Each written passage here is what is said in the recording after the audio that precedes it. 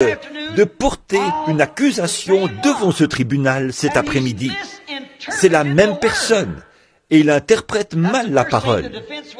C'est la première chose que le témoin de la défense tient à dire. Alors, il voulait attirer votre attention sur le fait qu'il était l'interprète d'Ève et qu'il avait mal interprété la parole. Premièrement, il tient à ce qu'il soit clair dans votre esprit que la promesse ne s'adresse qu'aux croyants, pas aux soi-disant croyants, aux sceptiques ou aux incroyants. Elle s'adresse seulement à ceux qui croient. Là, il tient à ce que ce tribunal, le témoin de la défense, le Saint-Esprit, tient à ce que ce tribunal comprenne que ces promesses s'adressent seulement aux croyants.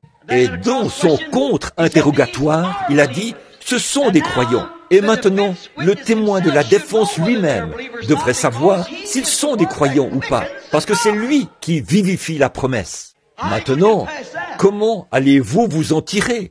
Nous avons un procès très animé en cours. Comment allez-vous vous en tirer? Le Saint-Esprit devrait le savoir, car il est la vie qui est dans la parole. Il est celui qui vivifie la parole, tout comme votre esprit vivifie votre corps, et que le corps est vivifié par l'esprit. Sans l'esprit, le corps est inerte, le corps est mort, et la parole est morte sans l'esprit.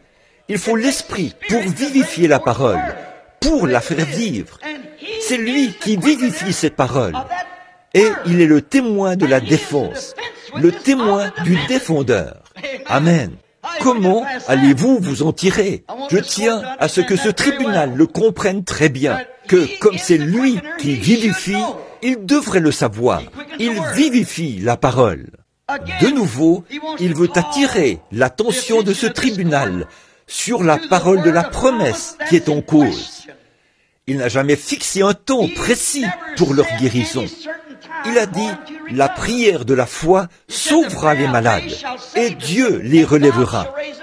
Il n'a pas dit sur le champ. Ils imposeront les mains aux malades et les malades seront guéris. Il n'a jamais dit en un jour, un mois ou une année. Il a simplement dit, ils le seront. Le témoin de la défense tient à ce que vous le sachiez, qu'il n'a pas dit qu'un miracle serait accompli. Il a simplement dit, ils seront guéris. Interprétez correctement la parole. Ils seront guéris. Il n'a jamais fixé un temps précis. Et cela à condition qu'ils soient des croyants.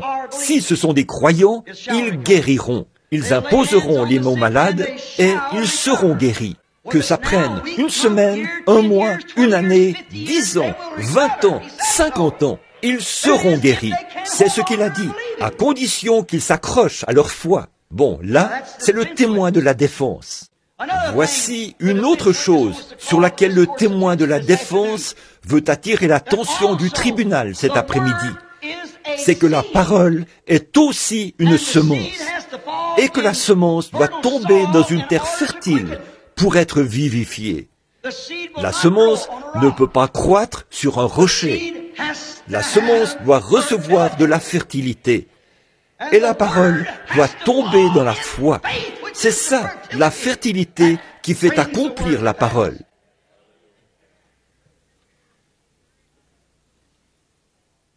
Alors, le témoin de la défense va maintenant. Nous pourrions en rajouter davantage et dire beaucoup de choses. Mais nous ne voulons pas vous retenir trop longtemps. Nous avons une longue ligne de prière. Je veux que vous, le tribunal, écoutiez.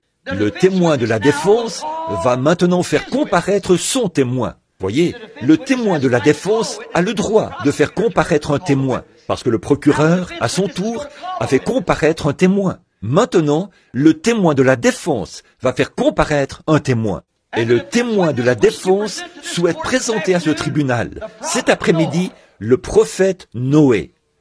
Noé, avance et tiens-toi là-bas. Maintenant, j'ai cru comprendre que tu as un témoignage au sujet d'une parole de Dieu qui t'avait été donnée. Oui, aujourd'hui, le témoin tient à dire à ce tribunal qu'il était juste un homme ordinaire et qu'il croyait en Dieu. Il vivait à une époque scientifique où l'on croyait que les jours des miracles n'avaient jamais existé. Il n'y avait jamais eu de pluie sur la terre, mais un jour il a rencontré Dieu, et Dieu lui a dit de préparer une arche pour le salut des gens. Tous ceux qui entreraient dans cette arche seraient sauvés.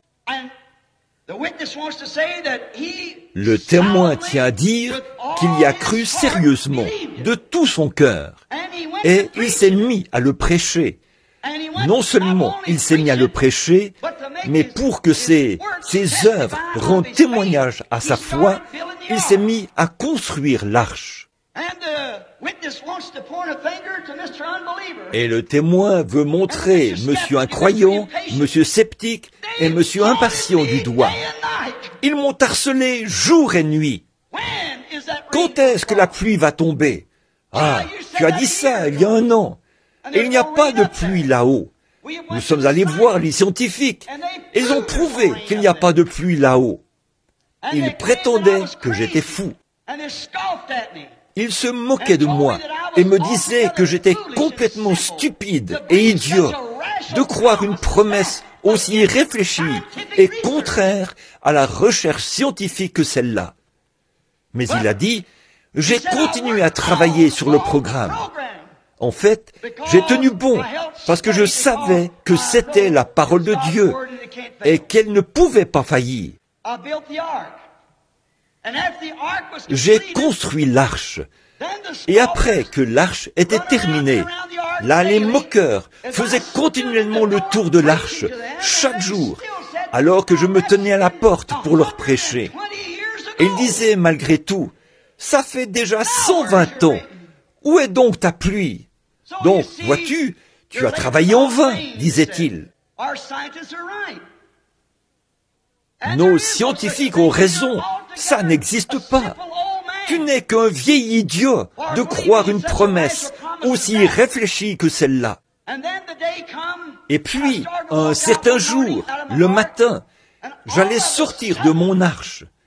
Tout à coup, sans le secours d'aucune main, la porte s'est refermée devant moi et j'étais scellé à l'intérieur.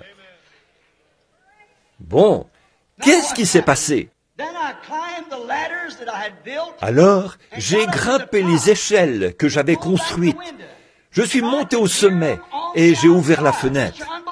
Et je les entendais à l'extérieur. Monsieur incroyant, qui est assis là-bas, monsieur sceptique et monsieur impatient. Il disait, eh bien, que s'est-il passé? Il s'est emprisonné lui-même. Et là, j'ai pensé que la pluie allait sûrement tomber. Et le jour où j'y suis entré, c'était le 27 ou le 17 mai. La porte s'est refermée devant moi. J'ai réuni ma famille et j'ai dit, préparez-vous, la pluie va tomber d'une minute à l'autre. Et toute la journée, monsieur incroyant, monsieur sceptique et monsieur impatient faisaient le tour de mon arche. Ils me critiquaient et disait toutes sortes de mauvaises choses à mon égard. Mais j'ai dit à mon assemblée, restez tranquille, Dieu a fait la promesse. Le deuxième jour, le soleil s'est levé, ça brillait, pas de pluie, pas de tonnerre, pas d'éclair. Le troisième jour, même chose, le quatrième, cinquième, sixième. Mais le matin du 24 mai, 120 ans plus tard, une source jaillissante est descendue du ciel. Et tous ceux qui avaient été oints par monsieur sceptique, monsieur incroyant et monsieur patient ont péri à l'extérieur. Le témoin de la défense dit, quitte la barre, Noé. Je veux faire comparaître un autre témoin. Monte, monsieur Abraham. Je veux que tu donnes ton témoignage. Monsieur Abraham s'avance et dit, je travaillais dans ma ferme